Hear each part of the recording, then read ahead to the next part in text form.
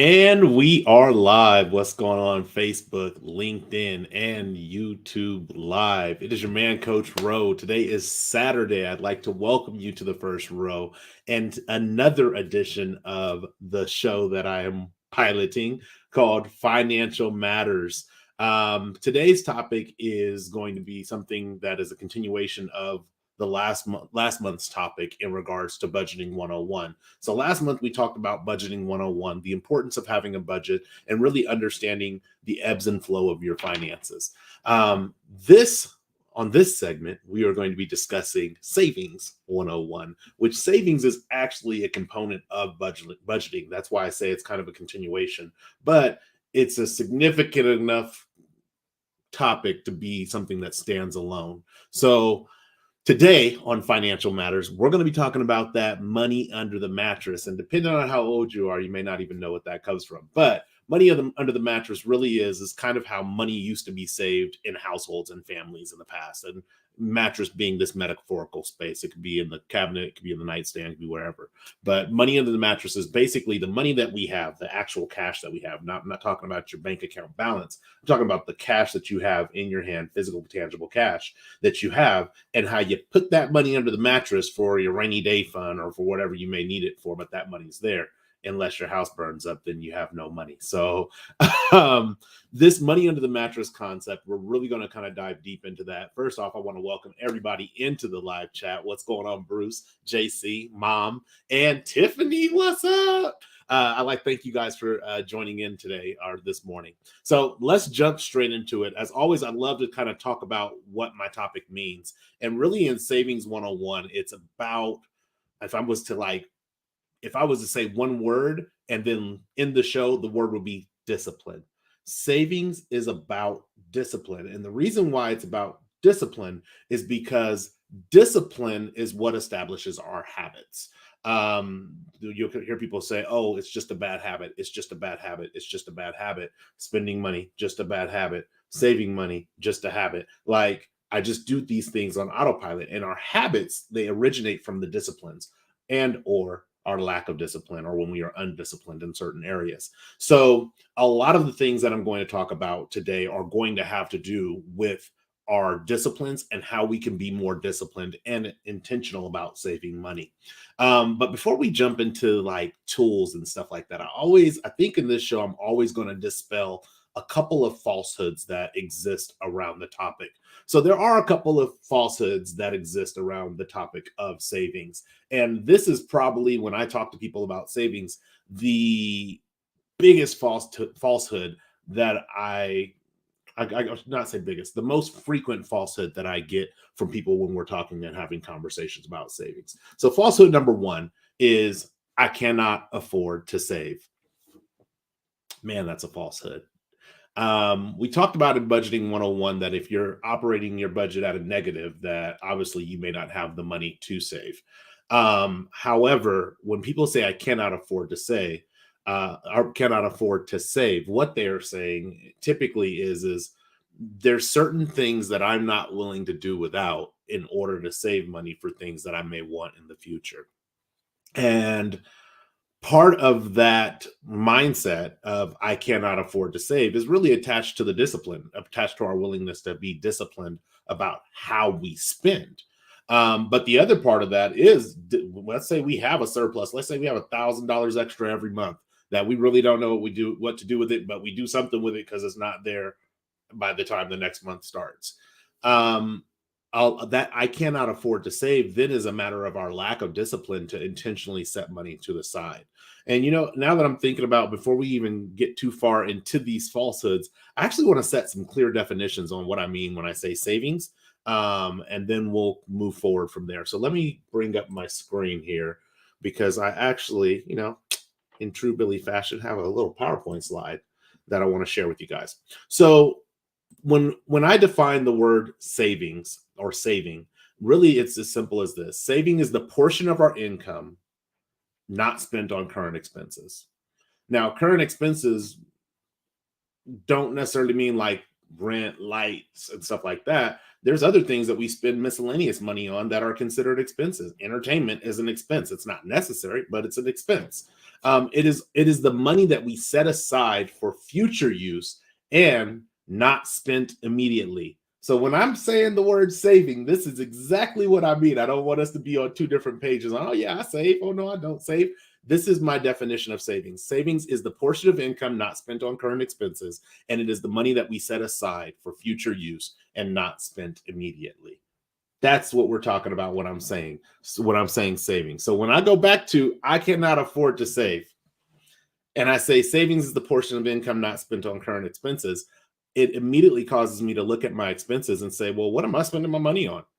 Because if I can't afford to save money, I might be spending money on some things that I don't need to spend money on right now. It's not that I don't want to spend money on those things. It's not that I don't have a desire to spend money on those things, but it just might not be the time for me to spend money on those things. There might be some other things that I want in life, and we'll get into this later, that would cause me to say, you know what, I'm going to forego instant gratification and delay some gratification on some things for myself financially. So that's a really important definition. And there's another definition that I'll share with you a little bit later, but I want to dispel more of these falsehoods. The second falsehood that came up when it comes to the money under the mattress savings 101 is you only live once. And so that YOLO lifestyle or that YOLO mentality, and this is not the fact that you only live once. That's not what I'm saying is true or false. That's irrelevant. But in this lifetime that you're in, whether you only live once or you live multiple lives, this lifetime that you're in right now, if you live at a clip in which tomorrow is not promised, enjoy the day, seize the day financially, not in all areas, but in financially, if you're living in that lifestyle, what's going to happen is you're going to live at a clip in which you're constantly spending all your money. And when you spend all your money, what that means is every month you're going to need to create or generate more money. So that means you're going to have to work forever. That means you're going to have to figure out a way to generate income forever. And if you're not saving, you're probably not going to have enough money at work for your money to be working to generate income for you forever. Because let me tell you, I have no desire to work for the entirety of my life. I am looking forward to retirement. And when I retire, I don't have any desires to go back into the workforce in the way that I am in it now. I might do more first row stuff. I might write more books. But as far as going back and punching in on a clock or clocking in or waking up when I don't feel like waking up, I'm not doing that. So you only live once. That mentality, what it does is it, again, causes you to spend all of your resources. And even if you let's say you had the ability to work forever, even if you had the ability to work forever, by spending all of your resources, that means that you're inevitably falling behind at some point, because the moment you don't get a raise, inflation keeps going. And when inflation keeps going and you didn't get a raise, now all of a sudden you're operating at a negative, because if you ate the same food, you drove the same car, you drove the same miles and all those different things, all of a sudden you'd be operating at a negative because the price of those things have gone up, yet the amount of income that you're making has not gone up. So you only live once. That is super important to dispel, because what it does is it gives us permission to have that discipline of instant gratification, to say, hey, I'm only going to be here. I'm only going to be 40 once. I'm only going to be 50 once. I'm only going to be 60 once. I'm only going to be 70. You're only going to be everything once in age-wise. You're only going to be when you get there. That's what you're going to be when you get there. However, when you decide that because I'm only going to be 40 once, I'm willing to forego 40 years worth of savings to live in this 40-year moment, what you're saying is, okay, well, now instead of retiring at 50, I'm going to retire at 90. I'm going to retire at 80. I'm going to retire at 70. And you're pushing things back, or you may not even get to the opportunity to retire. And that's not a place I recommend being in, because at some point you're not going to want to go to work if it's not already at that point today. So that's falsehood number 2. Falsehood number 3 is the best interest rate wins. And I think about this particular falsehood a lot, because I'm constantly looking at interest rates. I'm constantly looking at what I call return on investments, and I'll define that in a moment. But I'm constantly looking at these things. And as I look at them, I'm like, the world can sometimes be a sneaky place. And though we're not going to dive deep this segment on investments, there are some things in regards to when you're saving money that having the right investment vehicle or the right savings vehicle can generate some money for you.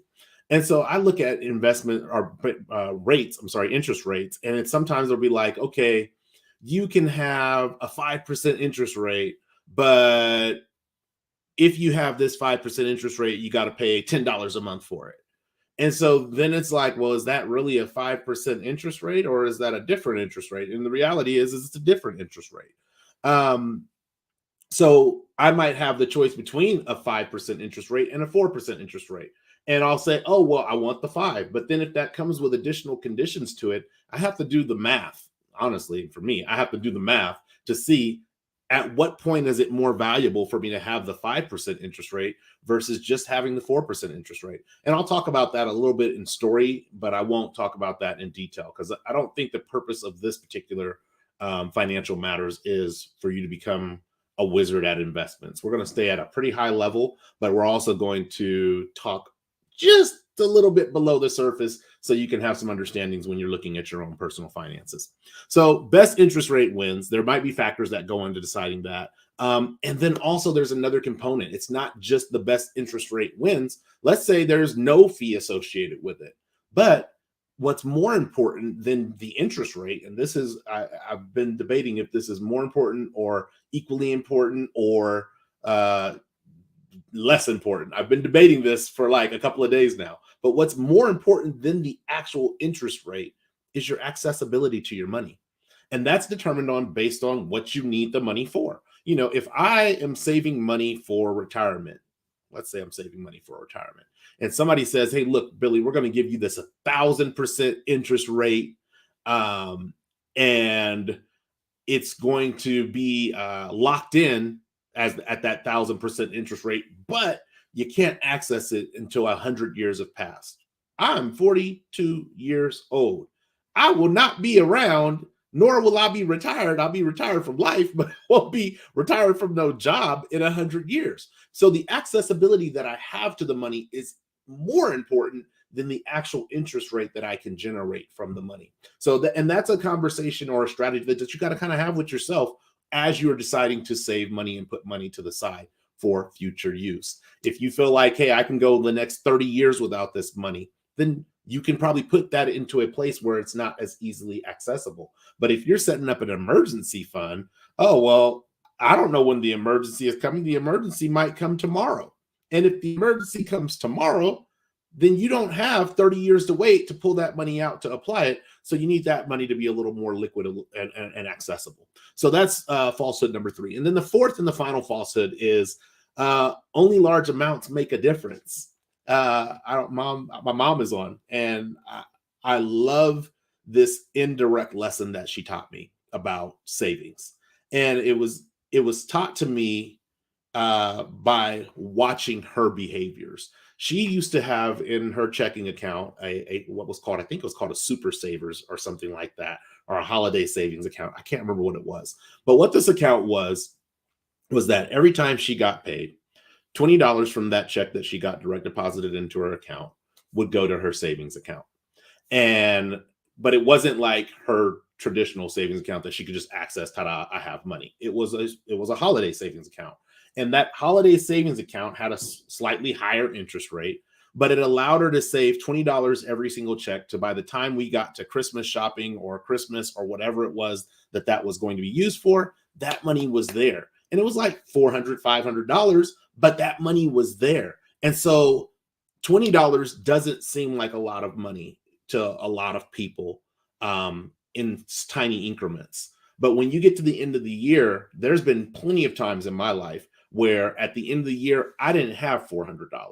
At the end of the year, if I did do Christmas shopping, I was going into debt. There's been plenty of times in my life that's been the situation for me. So to have this falsehood that it has to be large amounts that make a difference, I hate to tell you that becomes, we're going to get into this, but I can't help but say it now.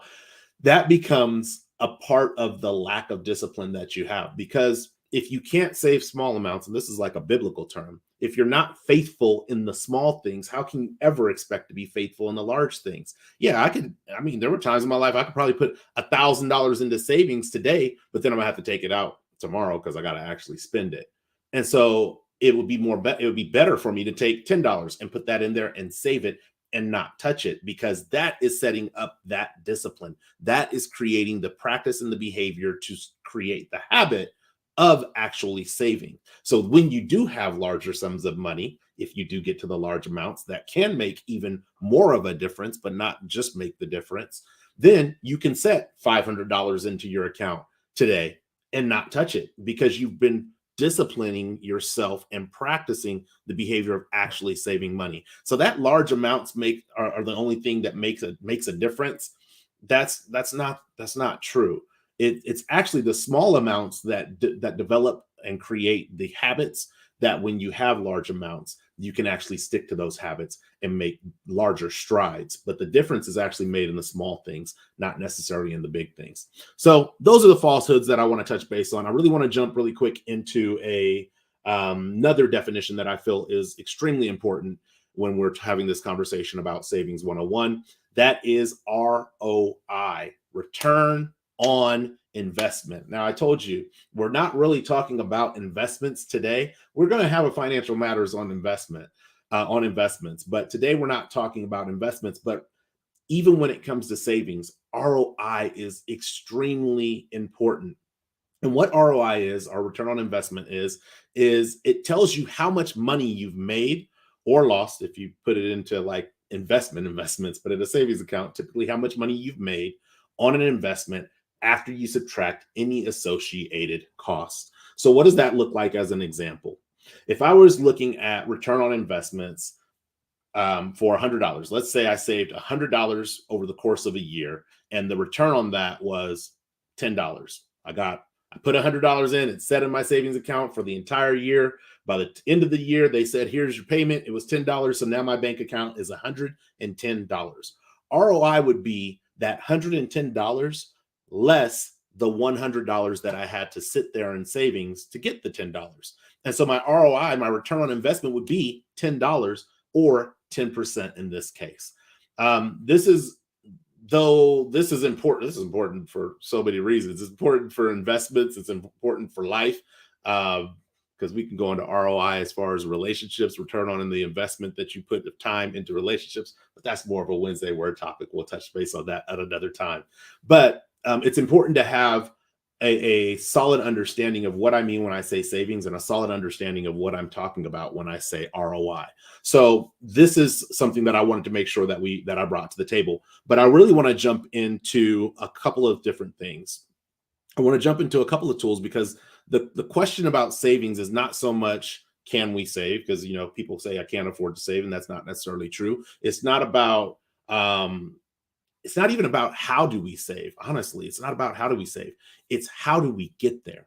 How do we get there? And so if you're not there today in a space where you're saving money, or you feel like you're not doing what you could be doing to save money, the question that I would challenge you to ask yourself today, tomorrow, later this afternoon, whenever, is how do I get there? It's not so much about where we're not at. It's about how do we get there? So I want to bring in some saving tips. Tip number one, creating new habits. Again, I told you we were going to get there. This creating new habits. Les Brown, one of my favorite inspirational speakers, has this quote: practice does not make us better. I'm sorry, does not make us perfect. It simply makes us better. However, what we practice, it's the results of that. It's indifferent of whether it's positive or negative. So we can practice brushing our teeth every morning, and hopefully, because we're brushing them properly, we don't have cavities. Or we could practice not brushing our teeth every morning, and the result of that will be we have poor hygiene, poor dental hygiene, and probably have cavities. What we practice is what, again, is that discipline. It's every day. Every day, like for me, every day in the morning, I could literally wake up without an alarm. I could say, okay, I'm going to go to bed at this time. Once I go to bed at this time, my brain starts counting the time. Okay, we've been asleep for about 3 hours. We've been asleep about 4 hours, about 5 hours. And that practice discipline for me makes it to where I can wake up any day of the week at any time that I really want to wake up without an alarm. There was a time, and my mom will definitely tell you this.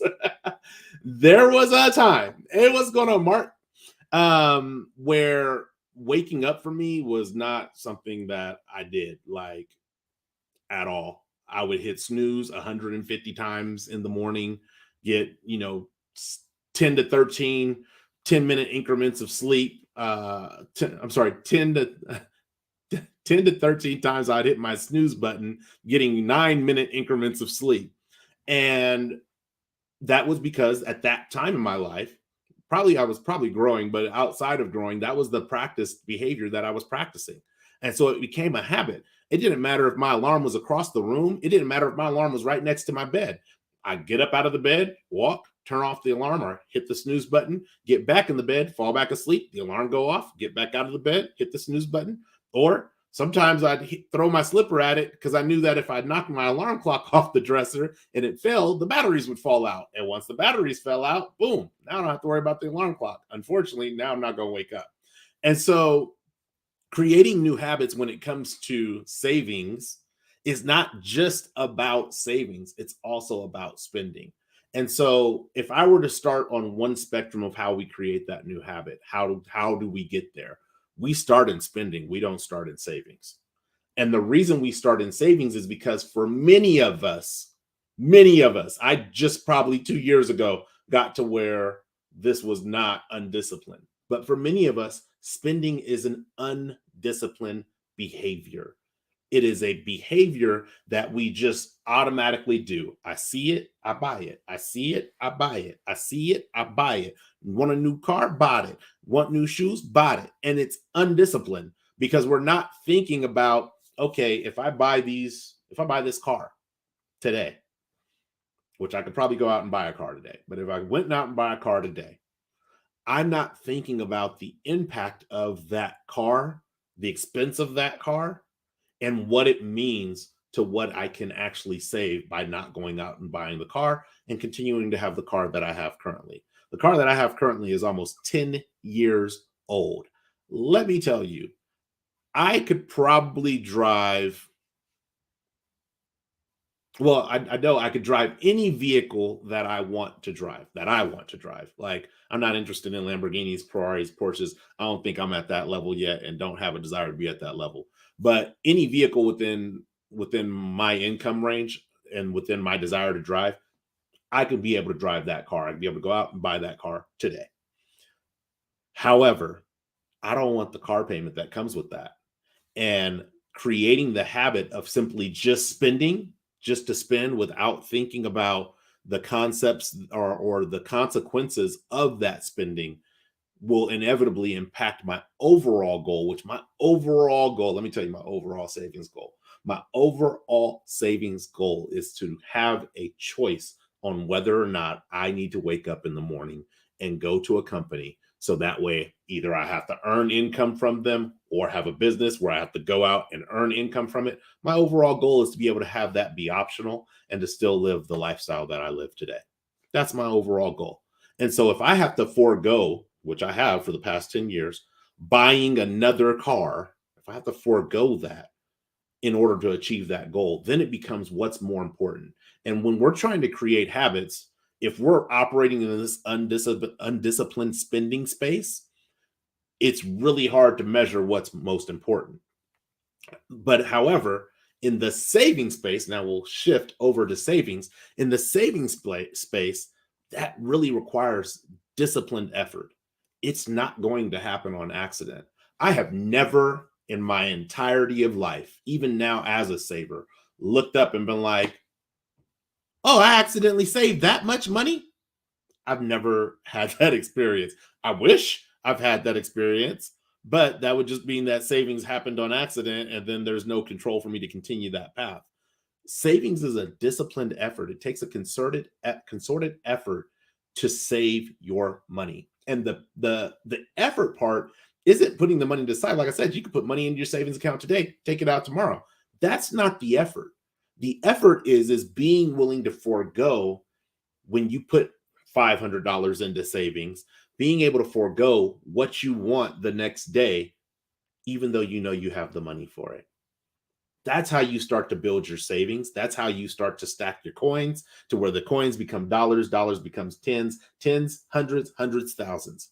It's being able to forego the instant gratification that you get because you know you have money. And if you really want something, I go out and buy it. Again, you have, don't like to telling people what they have to do, but choosing to forego that you only live once lifestyle and live into the max because you're only going to live one time, choosing to forego that and say, you know what? Yeah, I'm only going to live once, but there's some things that I want out of life that are going to require some additional effort. And me, you I'm willing to put forth the effort to go and get it. That's where the discipline comes in. So that's savings tips number 1 is learn to create new habits and really be critical of the habits that you have regarding spending. Because sometimes we do spending just to make ourselves feel better. Sometimes we do spending just to kind of create um noise to block out the things that we have going on around us. Sometimes we do spending to try to get relationships. Ooh, get relationships that we don't feel like we're either worthy of, or that we feel like we bring anything advantageous to that relationship. So we have to spend in order to create value and worth. Assess those habits and find out why you are spending. And if your spending is undisciplined, start reeling that in to the best of your ability. And over time, I will tell you, it will become easier. I actually, this past year, my wife and I were having a conversation about money, and it's so interesting to see the spectrum of like my life when it comes to finances, but to see how there was a time in my life where my bank account balance was negative because I seen it, I want it. Candy, yeah, I'm buying it. Video game, yeah, I'm buying it. Car, yeah, I'm buying it. Like clothes, yeah, I'm buying. Like I just everything, just buy. But now I'm in this space in life where I have a significant amount of income, a significant amount of savings, a significant amount of miscellaneous cash to spend as I see fit. And I was telling my wife, I was like, I'm really struggling to spend this money. And it was like, at the end of the day, I felt like I don't really want to spend this money because I enjoy playing the same video game. So why buy a new one? I enjoy doing things that are free. I enjoy paying for things cash. So it's kind of nice to just have cash on hand when you want to buy something. But if when you buy things cash, I feel like you think about them differently. When you buy things with a credit card, um, it's easy to just swipe because you're like, oh, I'll pay for it later, right? Swipe, pay for it later. But when you buy things with cash, you're really making a decision on whether or not you want to spend that kind of money. So think about something like an $800 purchase, right? You have cash in your account right now for an $800 purchase, and you decide, I'm going to go out and look at this $800 item. When you get there, you're like, yo, if I spend this $800 on this item, my account balance is going to be at zero, which is so strange. The psychology behind that, when you think about how you spend money with debt and you feel, okay, hey, well, I'll pay for it later. But when you're looking at your actual money and you're saying, wait, that's going to put me at zero, all of a sudden the discipline kicks in and you say, maybe I should wait a little bit longer. So that way, when I do buy this item, my account's not at zero. That's what I mean by creating new habits. And that's the space that I'm in now where it's like, okay, yeah, I mean, I could spend down to zero, or what I could do is I could spend this on we have a bill that comes through every month. I sometimes spend my miscellaneous money on the bill and then put the money that I would have had in my checking account for miscellaneous spend into savings. Because I'm like, I'd rather just pay this bill with my miscellaneous money right now and save the money for myself versus having a high miscellaneous account balance. So that's savings tips tool number 1. Number 2, when it comes to savings tips, savings 101 tips, is set intentions. Man, life without goals is aimless. If you think that's bad, try saving without some goals. You will more than likely do one of two things. You'll either create a habit of saving in which you experience extreme anxiety any moment you think to try to touch that savings, or you'll save, and as soon as you see that you have $1,000, you'll spend $1,000 and be back at zero. So it's important to set intentions, and the best way that I have found to set intentions when it comes to savings is really to look at what you're saving for. You might need what they call the rainy day fund, an emergency fund. You might want to go on a trip. You might be saving for a wedding. You might be saving to buy a house. You might just be saving for a car, or you might be saving for retirement. No matter what you're saving for, set intention as to why you're saving for it. Because here's the challenge that comes with this. When you I'm not sorry, not the challenge. Here's the benefit that comes with this. When you know what you're saving for, it means you have an idea of when to pull from that savings. So between my wife and I think we have about 9 or 10 savings accounts between the two of us, like jointly and separately. Um, I'll talk about mine. I have a savings account that's a personal savings account. It's personal for whatever I want to spend on large purchases. So let's say in that account I have $3,000. If there's a purchase out there that goes beyond my miscellaneous money, but I'm like, I really want to get that for myself right now, I have a savings account that I can actually go into, pull that money out of, and pay for that item, and it never disrupts my current miscellaneous money. That's number one. Number two, we have a joint savings account for emergencies. It's actually an account that we set up so that way, in the event that one of us loses our job, one of us is laid off, one of us is injured and can't work, we have a cushion fund to be able to sustain the lifestyle that we live now. Purpose of that is if things go awry, we have the ability to tap into that fund as we decommission things. So it's a fund or a savings that allows us to, if things go bad, hey, look, we don't have to like everything must go right now. We got to get as many bills off the table as we can. We actually have time to decommission things. Hey, look, we're going to have to cancel the gym membership. Hey, look, we're going to have to get rid of this bill. Hey, look, we're going to have to get rid of that bill, and slowly taper things off to not only extend that fund, but also give us time to look for another employer, look for another job, figure out how we're going to generate more income. It gives us that time without that pressure. So that's what that savings is for. Hopefully, we never have to tap into it. And if we don't, then it's something that'll go into our inheritance and our kids will have access to it. But that for us is, we'll talk about vehicles later, but that for us is something that alleviates or keeps us from having to stress about economic headwinds and things that may happen in life. The other savings that we have is an adventure savings. So we have an adventure savings account, which is totally dedicated to travel. We want to go somewhere, there's money there, so we can just go ahead and pay for it. Now, I'm big on like, if you're going to give me the same as cash, I'll pay for it over time, and I'll still use the adventure account, but I'll probably backfill the adventure account trying to get it back to the amount that I want it to be at, or that we want it to be at. But that adventure account is dedicated to travel. So if we sit down one day and we're like, oh, there's this really cool trip to Cabo, I'd like to go on that. We can have a true conversation about, do we want to go on that? Do we want to spend our adventure account money on that? And what's the strategy for refilling the adventure account once it's depleted? We can have that conversation. Also, that travel account or that adventure account, in the event we need to travel for an emergency. I can't remember who I was talking to, but I was talking to somebody and they were telling me that this person had went traveling, and they were in another space and something happened in regards to their flight. I don't know if they missed their flight or whatever it may be, but the person was traveling outside of the country, didn't have $100 to change their flight to get back in the country, and was trying to get their followers to donate $100 so that they could get their flight. Now, I'm not saying people don't hit hard times, but if you don't have the money to get back, you might not want to go.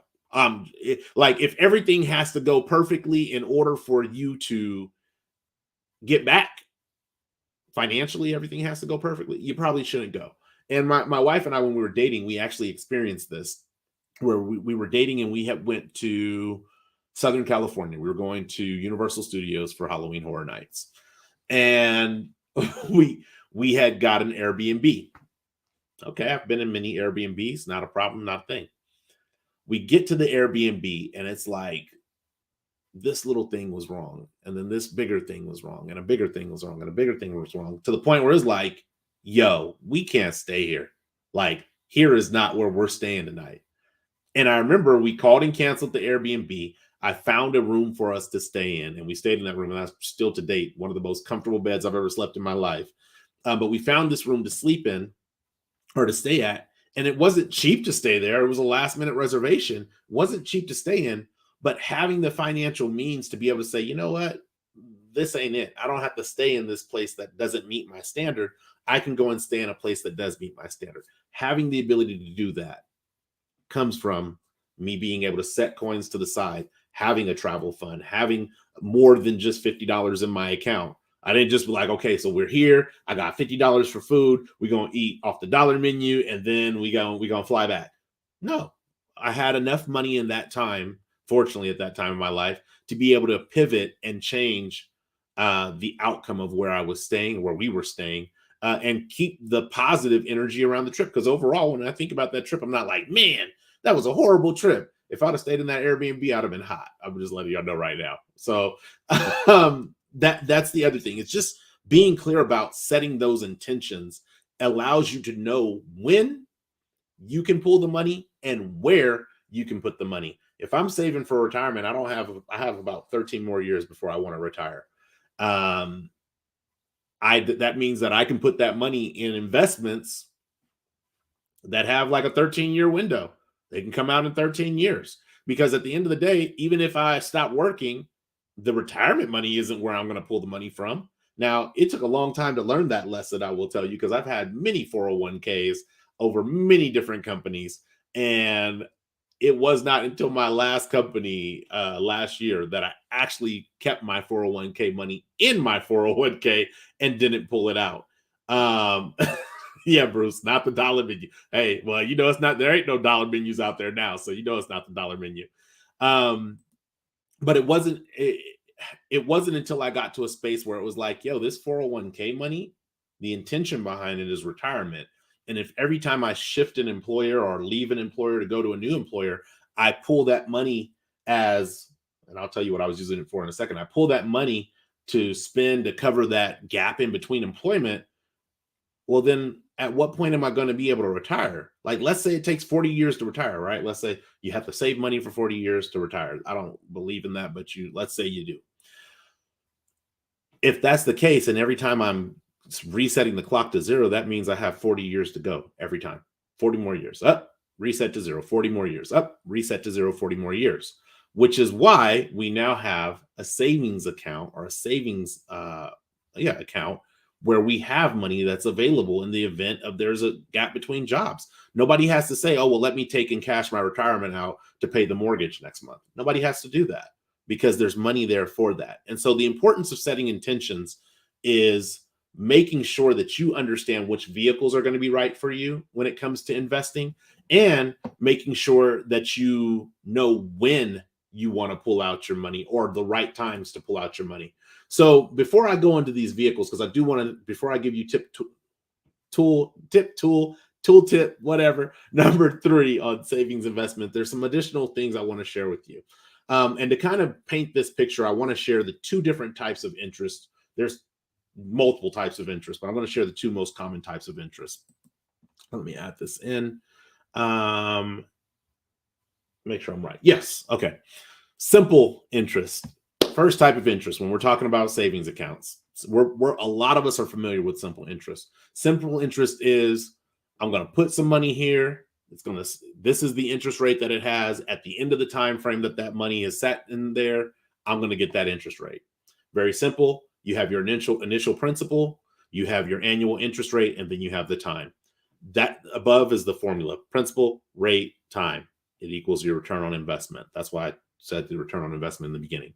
But in that, I forgot I have a little marker. So let's use a quick example of $100 times a 10% interest rate times 1 year. That means at the end of that year that $100 is set there, you're going to have $10.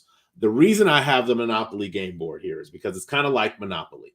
Imagine the Monopoly game board when you came around to go, it paid you not your salary, but it paid you interest. And that interest was 10%. So if you went all the way around the board and you landed at go or you passed go, each time you pass go, however much money you had when you left go would be the amount of money that you were paid. So oops, sorry. So let's put that. I thought I had a different slide there. Apparently I did not. But so let's put that into work. So you have $100. You went around, you got to go, which is the equivalent of 1 year, 40 spaces, 1 year, you got to go. They give you 10%, you have $10. Now you have $110. You're going to go around the board again. It's been a year. You got 10% times the $110. You're going to have $11 given to you because now you have $110 that you saved, so on and so forth. That's simple interest. Simple interest really, it exists, but it's not like in your standard savings account. Your standard savings account is more complex. And that's why I had this other slide is compound interest. Now, compound interest, in my opinion, is the way to go. Now, the formula is a little more complex, but we're going to simplify it because, I don't do complex things like that on the first row. But the formula, the complex formula is you have your final amount, which is your return on investment. It's your initial principal balance, your interest rate, the number of time interest is applied, and then the number of time periods that have elapsed. So let's go back to that Monopoly board really quick. If we're talking about the Monopoly board, remember I said there's 40 spaces to get around to go. Now, if we want to say we're going to do compound interest, the number of times interest is applied is now every 10 squares, 4 quarters. Every 10 spaces you move, you're going to get a fourth of the 10% interest rate. So the first time you move 10 spaces, you're going to get $100. I'm sorry, you have $100. You're going to multiply that by 2.5%. You're going to get $2.50 because you moved 10 spaces. The next time you move 10 spaces, you're going to get $2.56. Why? Because you now have $102.50 that's going to be multiplied by that 2.5%. Oh yeah, I am moving the cursor right. Sorry, this is my first time using this as a slide deck, so bear with me. So you'll have $256. So now you have $105.06. You move that next 10 squares. Well, in Monopoly, you go to jail, but we ain't going to do the go to jail part. But let's say you don't go to jail. You move that next 10 squares, you now get $2.63.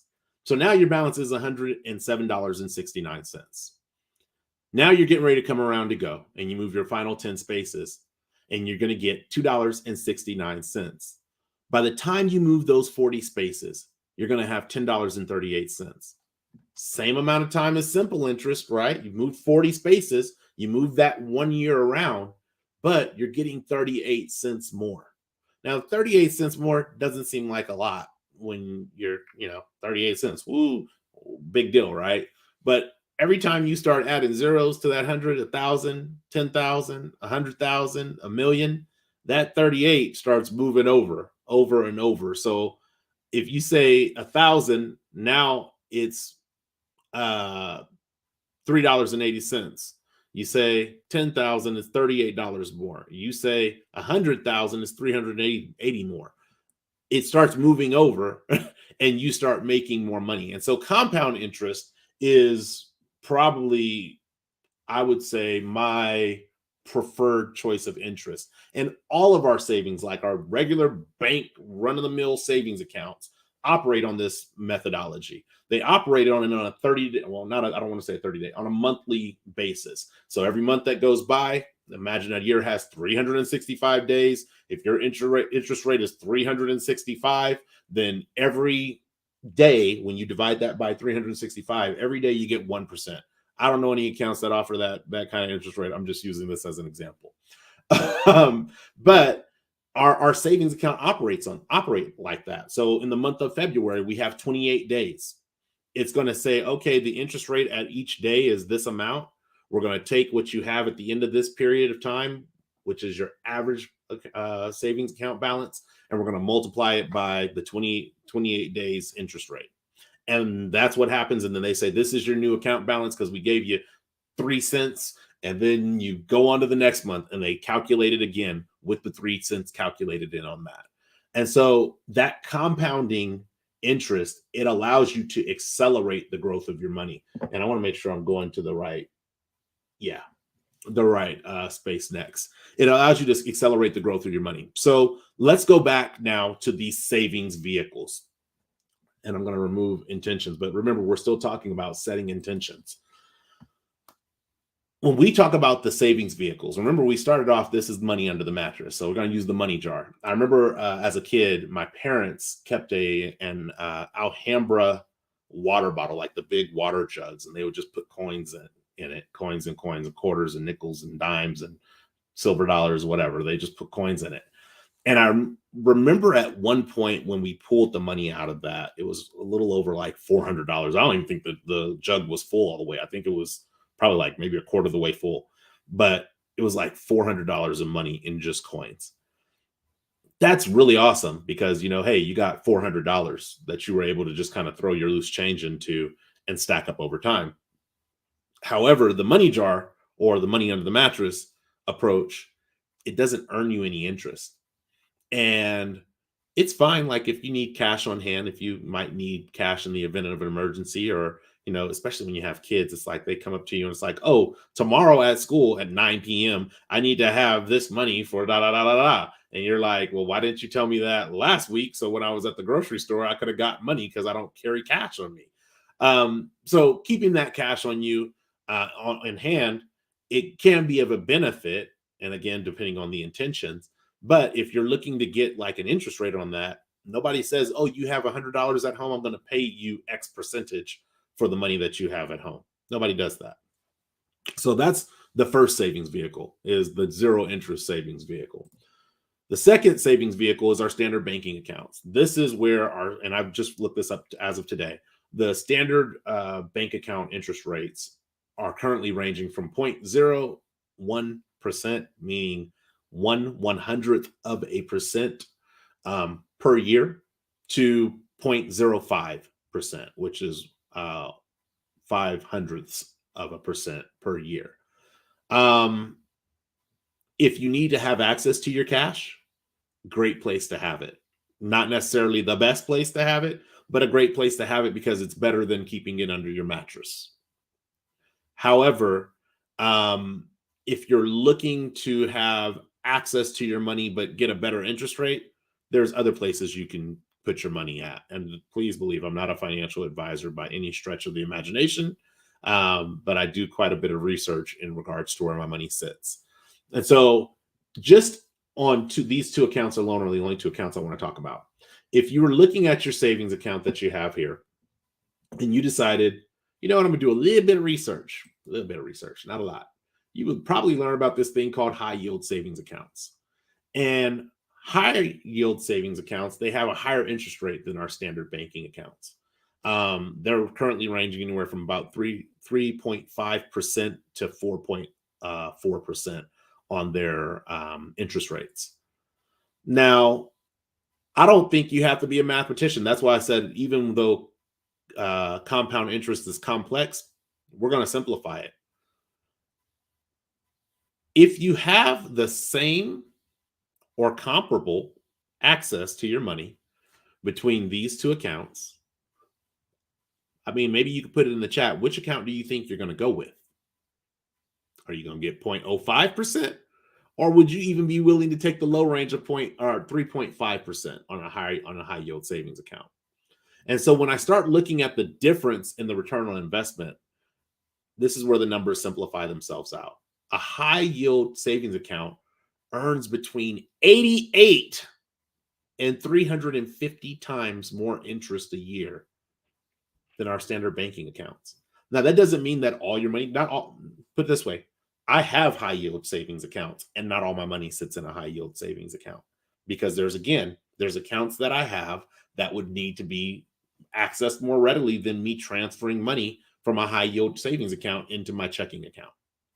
It takes about 2 to 3 days, let's say, to get the money from my high yield checking account to my, I'm sorry, high yield savings account to my actual checking account. It takes about 2 to 3 days, 2 to 3 business days. Let's be very clear on that. And so, in the event of an emergency, like right now, I'm going to need to have some access to some cash that I can access today, right now, once I make the transfer. So that's why not all my money sits in that high yield savings account. But these different savings vehicles, they all serve a purpose. And this is why we go back to setting our intentions about the money that we are saving. If there's an intention behind it, because trust me, there's other things that we could have listed here as savings vehicles. We could have talked about CDs and money markets that have minimum balances and minimum terms of being locked in. We could have talked about all that stuff. But once you set the intention on what your money is going to be used for, you now understand a little bit more effectively how you can save it and where you can save it so that you have access to it when it comes time to use it for what it is intended for. Because at the end of the day, our money is a tool, and we'll talk about that in the close. That's all. And we'll talk about that in the close. And so the last tool that I do want to share. I'm sorry. The last tool I want to share. Trying to figure out how to get this off my screen. Sorry. The last tool that I want to share with you today in regards to Savings 101 is the reward is important. And I talked a lot about instant gratification and delayed gratification, but the reward is important. When we are saving and we have intentions behind the savings, the reward has to be worth it. If not, then why wouldn't I just spend my money now? For me, the reward of not having to go to work, not to have to go to work, that reward is important to me. And because it's important to me, it encourages me, it motivates me, it inspires me to find new ways to save money, new ways to stack those retirement coins. So one day I could pull those dollars out, pay any bills that I have, and still be able to fund the travel fund because my wife is going to want to travel, probably more so than me, but still, she's going to want to travel. So I got to have money for travel. But the reward is also important because in those moments of temptation, when you see, let's say, $100,000 savings balance, you have to have other rewards to keep you from wanting to dip into that balance, which has its own reward attached to it, which is why we have so many different savings accounts, is because I don't feel bad when I dip into the travel account for travel. I feel no kind of way about it. Why? Because that is the reward of that account. I don't feel bad when I dip into my personal savings account to spend and buy something maybe larger for myself. I don't feel bad about it. Why? Because that in and of itself is the reward, is to have the money and the means to buy things that may cost a lot more than what I keep in my regular everyday bank account balance. That's the reward. I don't, in the same aspect, when I'm looking at my retirement account, my wife and I have had this conversation quite a bit. When I'm looking at my retirement account, I have my 401k that sits with my company, but I also have a savings account that I literally put the equivalent of retirement funds into every single check. And what I do is I look for investments, which we'll talk about investments in another financial matters, but I look for investments that I can take that money that are much longer term investments, invest that money and make a good return, a better return than the account that it's sitting in. That's the reward that I have. If there was like a piece of property that I wanted to buy, I can pull from that account and say, okay, this is the money I'm going to apply to this new investment because this investment is for retirement. I can do that. And that is the reward of being able to do that. The challenge with saving is this, is that often many of us don't do it. That's the only challenge. I don't. I've made far less money and have been able to save, and I've made far more money now than my less money days, and I'm able to save. The challenge with saving is not savings. The challenge with savings is that we often don't set intention and we are aimlessly saving. So the moment something shiny comes along, or the moment that there's an emergency, we spend it. And I think that it's important to mention the emergency fund savings and how to set that up. Your emergency fund savings is an ongoing savings. You might set an amount. Let's say you think the most I'm ever going to have as an emergency right now is $5,000. Great. You can set a $5,000 savings amount on your emergency fund. But when the emergency comes, it's time to set up terms and agreements, because your emergency fund is your account that you're going to take your personal loan out on.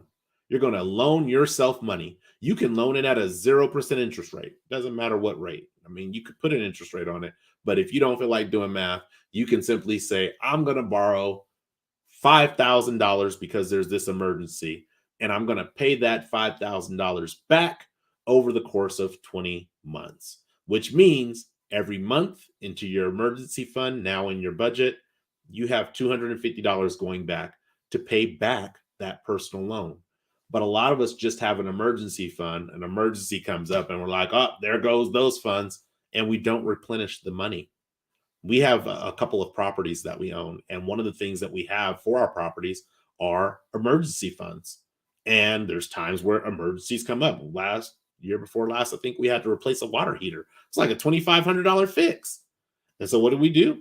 We took it out of the emergency funds, and then we worked to backfill that fund back up so that it can sit at 5,000. Once it sits at 5,000, let it be. We don't have to put no more money into that, because if we have an emergency over $5,000, guess what? We're going to spend $1,000 on our deductible and have our homeowner's insurance take care of the problem, because that's what I would perceive something that's over $5,000, that type of problem. But other than that, it's our emergency fund. And so the emergency fund, the approach when you have an emergency fund, the difference in the reward is you have, you know how I feel about telling people what they have to do. I recommend that when you are in a space where you have to pull from your emergency fund, that you set intentions and terms on how you are going to replenish that fund. And I don't care if it takes 3 years. If it takes 3 years, it takes 3 years. If it takes 5 years, it takes 5 years. That's not the point. The point is that you are replenishing the savings for the emergency, because guess what is probably going to happen again in life? Another emergency. So the reward is important, and I will give you this for the beginning of the falsehoods, being that I cannot afford to save. Woe is me, I cannot afford to save. My pro tip when it comes to savings 101 is save a portion of your raises. If you've been living a YOLO lifestyle, you only live once, you spending every which way that you can, all the way down to zero every year. If you have the benefit of working in a profession that gives merit increases, or if you change jobs and get more money, rather than figuring out how to spend undisciplined that additional income that's coming in, figure out what portion of that additional money that's coming in, or that additional income, that you can take and actually apply directly to savings. I mean, on check one. The first check comes in with that increase, you reduce it down to whatever you want to reduce it down to. If it's the amount that you were at previously, great. If it's a little bit above the amount that you were at previously, great. But take that additional money that you're making, that additional income that you're making, and save a portion of it. You'll be surprised. I was surprised. In the time that I worked over a 5-year period, because I chose to immediately save my increase. I mean, immediately save my increase. And I didn't ball out, and I didn't go traveling everywhere, and I wasn't, getting stamps on my passport. Because I chose that, I was placed in positions to buy property. I was placed in position to be able to invest in myself and write a book. I was placed in a position to be able to invest in things that I wanted to buy, like even some toys that I wanted to buy. I was able to buy those things cash because I took the time to save. And if you don't take anything else from Saving 101, know that you can save. At the end of the day, at some point, it's going to become a matter of choice. That's what I have for you guys today for Financial Matters, Season 1, Episode 2, Money Under the Mattress, Savings 101. Is I really want to encourage you guys to save, because in the next Financial Matters, we are going to be talking about investments. And the reality is if you're not saving, it's really difficult to get to the investment space. I'll leave you with this, that Robert Kiyosaki, in his book Rich Dad Poor Dad and his book Cash Flow Quadrant, more so his book Cash Flow Quadrant, talks about the cash flow quadrant being where we're employees, we work to get money, we're self-employed, we have a side hustle to get money, but it still requires us. And then we move over to becoming business owners. And business owners are a little bit different than self-employed, because we now have people who are working and their efforts are generating money. But the part of the quadrant that I've always been interested in has been the investor part of the quadrant. And that's when we put our money to work. Our money literally generates money. It's really hard to get to that space. It's really hard to have money generating money if you haven't saved any. So I hope you guys have a great weekend. As always, if you like this video, share it. If you share it, please like it. I'm always happy to engage with you in the live chat. I'm always happy to engage with you in the comments. The first row is currently on its 1 month break. However, I do want to bring to your attention that we will be having a show on March. I guess I should take that down. Sorry. We will be having a show on March 22nd at 6 p.m. Pacific Standard Time, 9 p.m. Eastern Standard Time, called the Men's Circle. This is a men's only space on the first row. Why? Because I got a heart for men. So you just stay tuned to social media. You'll see tons of stuff that's going to come, because I'm going to advertise the mess out of this show, because I feel like there is so much that's coming. There's so much that's coming to light for us as men in regards to who we are, how we love, what we talk about with one another, and how we encourage and lift each other up. This topic will be on Men Need Love Too, but there'll be tons of men's circle conversations that take place. So tune into that on March 22nd at 6 p.m. Pacific Standard Time. Other than that, thank you guys for tuning in. Until the next time, one love, peace, and God bless. Thanks for sitting on the first row.